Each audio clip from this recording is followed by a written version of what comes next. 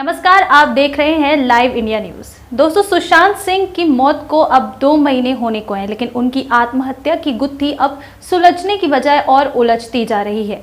आए दिन इस मामले में नए नए खुलासे होते जा रहे हैं। एक तरफ सुशांत के परिवार ने अभिनेत्री और सुशांत की गर्लफ्रेंड रिया चक्रवर्ती पर एफआईआर दर्ज करवा दी है। परिवार का मानना है कि रिया चक्रवर्ती सुशांत को उनके परिवार वालों से बात नहीं करने देती थी। वहीं अब इस मामले में रिया चक्रवर्ती ने एक ऐसा बयान दिया है जिसे सुनकर आपके भी होश उड़ जाएंगे। जी हां, रिया चक्रवर्ती ने अपनी हाल ही के एक बयान में अपनी उस ट्रिप के बारे में जिक्र किया है जिस ट्रिप में वो सुशांत और अपने भाई शोविक चक्रवर्ती के साथ गई थी। रिया ने बताया है कि साल 2019 में, यानी कि पिछले साल, रिया सुशांत और शोविक के साथ इटली के फ्लोरेंस शहर में छुट्टियां मनाने गई थी।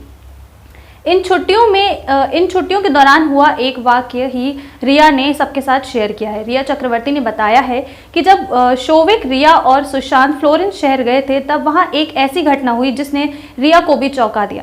रिया का कहना है कि इन छुट्टियों के दौरान ही उन्हें पहली बार पता चला था कि सुशांत किसी मानसिक बीमारी से जूझ रहे हैं। जी हां, रिया ने खुद इस बात का खुलासा किया है। रिया ने बताया कि जब वो लोग इटली के फ्लोरेंस शहर में छुट्टियां मनाने गए थे तब वो एक पुराने हेरिटेज होटल में रुके थे। इस होटल के कमरे काफ़ी ज़्यादा बड़े थे और होटल की दीवारों पे कई तरह की पुराने ज़माने की पेंटिंग्स बनी हुई थी।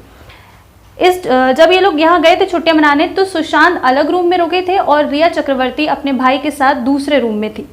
तो जब सुशांत अपने रूम में अकेले थे तब वहाँ एक पेंटिंग थी जिसे सुशांत काफ़ी देर तक देख रहे थे। इसके बाद रिया और शोविक अपने रूम में चले गए, लेकिन कुछ देर बाद जब रिया वापस आती हैं तो देखती हैं कि सुशांत अपने हाथ में रुद्राक्ष की माला लिए कुछ मंत्र जप रहे होते हैं और उनका अंदाज भी कुछ अलग सा होता है, थोड़े अलग से, जैसे परेशान हो। वो मंत्र पढ़ते हुए काफ़ी परेशान नजर आ रहे थे।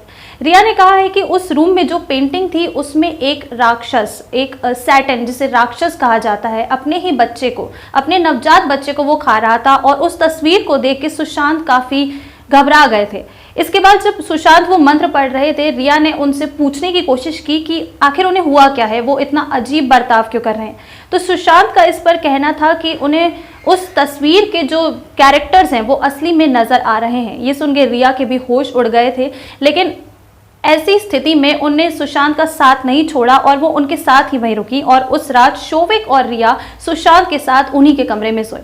रिया ने अपने इस बयान में ये भी बताया कि इस घटना के बाद वो सुशांत को लेकर एक सेंटर गई, जहां उन्होंने बताया, एक मेडिकल सेंटर गई जहां उन्होंने सुशांत का इलाज करवाया। लेकिन सुशांत काफ़ी डिस्टर्ब थे, तो वो लोग जो 2 नवंबर को लौटने वाले थे वो 28 को ही वापस वहाँ से लौट आए।